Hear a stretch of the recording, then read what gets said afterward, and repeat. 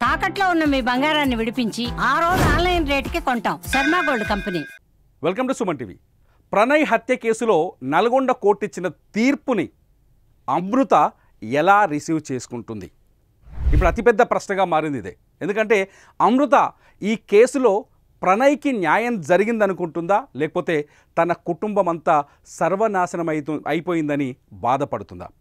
ఈ ప్రశ్నలకు ఇప్పుడు సమాధానం తెలుసుకోవాలని ప్రతి ఒక్కరూ ఆసక్తిగా ఎదురు చూస్తున్నారు. ఎందుకంటే ప్రణయ్ హత్య కేసే అమృత వల్ల జరిగింది. ప్రణయ్ హత్య జరిగిందే అమృత కోసం. అమృత ప్రణయ్ ప్రేమించి పెళ్లి చేసుకోవడం, ప్రణయ్ దళిత కుటుంబానికి సంబంధించిన వ్యక్తి కావటం, అమృత ఉన్నత వర్గానికి చెందిన వ్యక్తి కావడంతో ఆ పెళ్లి ఇష్టం లేని అమృత తండ్రి మారుతీరావు ఈ హత్య చేయించారు. ఇది స్పష్టంగా పోలీసుల విచారణలో తేలిన విషయం. ఇవాళ కోర్టు చెప్పిన తీర్పు కూడా అది. అమృత ప్రణయ్ దగ్గర ఉన్నంతకాలం, అంటే ప్రణయ్ హత్య జరిగినప్పుడు తన ఎవరైతే ప్రణయ్ని చంపారో వాళ్ళకి కఠిన శిక్ష పడాలని, వాళ్ళకి కూడా అటువంటి శిక్షే పడాలని కోరుకుంది అమృత. చాలా రోజుల పాటు ఆమె కన్నీళ్ళు పెట్టుకుంది. అమృత ఆ టైంలో, ప్రణయ్ హత్య జరిగిన టైంలో తను అప్పుడు ప్రెగ్నెంట్, ఇప్పుడు అమృతకి కొడుకు కూడా ఉన్నారు.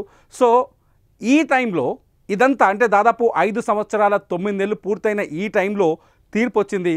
ఈ తీర్పు పైన ఇప్పుడు అమృత ఎలా స్పందిస్తుంది అనేది ఆసక్తికరంగా మారుతుంది. ఎందుకంటే ప్రణయ్ హత్య జరిగిన తర్వాత కొంతకాలం ప్రణయ్ ఇంట్లోనే ఉంది. అమృత తన కొడుకు పుట్టే వరకు అక్కడే ఉంది.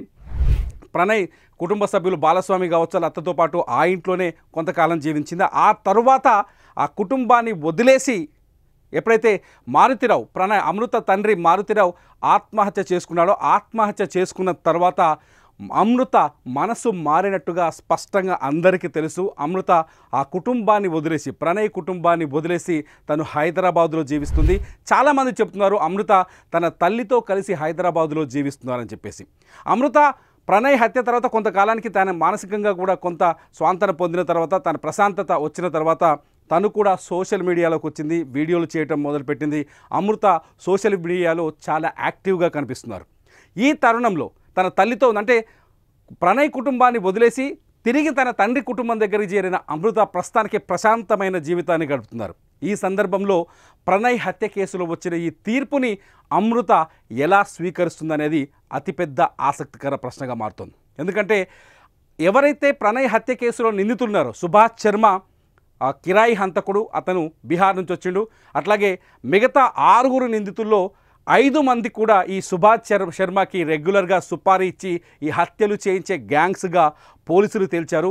కానీ ఇదే మొత్తం మిగిలిన 7 మందిలో A1గా అమృత తండ్రి మారుతీరావు ఉంటే A8గా 8వ నిందితుడిగా అమృత సొంత బాబాయ్ శ్రవణ్ కూడా ఉన్నారు. సో ఇప్పుడు శ్రవణ్ కూడా యావజ్జీవ శిక్ష పడింది. శ్రవణ్ జైలుకి వెళ్లాల్సిన పరిస్థితి ఏర్పడింది. ఈ నేపథ్యంలో అమృత ఈ తీర్పుని ఎలా స్వాగతిస్తుందనేది అతిపెద్ద ప్రశ్నగా మారింది. ప్రణయ్ని అమృత పెళ్లి చేసుకోవడం వల్ల అతిపెద్ద, అంటే చేసుకున్న తర్వాత జరిగిన ఈ మొత్తం ఉదంతంలో 2 కుటుంబాలు పూర్తిగా నాశనమయ్యాయి. ఒకటి ప్రణయ్ కుటుంబం, ప్రణయ్ దారుణంగా హత్యకు గురి కావడం, వాళ్ళ తల్లిదండ్రులు ఇప్పుడు తీవ్రమైన మనోవేదనలో, బాధలో మిగిలిపోవడం.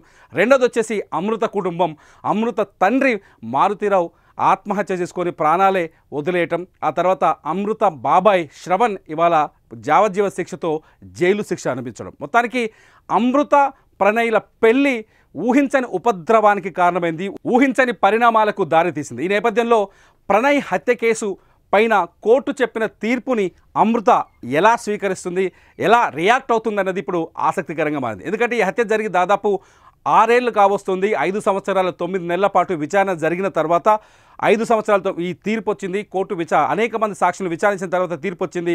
హత్య జరిగిన తేదీకి, తీర్పు వచ్చిన తేదీకి దాదాపు 6 ఏళ్ల గ్యాప్ ఉండడం, ఈ 6 ఏళ్లలో అనేక పరిణామాలు, 2 కుటుంబాల్లో అనేక పరిణామాలు చోటు చేసుకోవడం, అమృత కూడా కాస్త మనసు మార్చుకొని తన తల్లి దగ్గరికి రావడం, ఇవన్నీ ఈ పరిణామాలన్నింటి నేపథ్యంలో ఇవాళ ఈ తీర్పు పైన అమృత ఎలా స్పందిస్తుందనేది ఇంట్రెస్టింగ్గా మారుతుంది. అసలు మీరేమనుకుంటున్నారు? అమృత ఎలా స్పందిస్తే బాగుంటుంది, ఏం స్పందిస్తుందని ఎక్స్పెక్ట్ చేస్తున్నారో ఈ వీడియో కింద కామెంట్ చేయండి.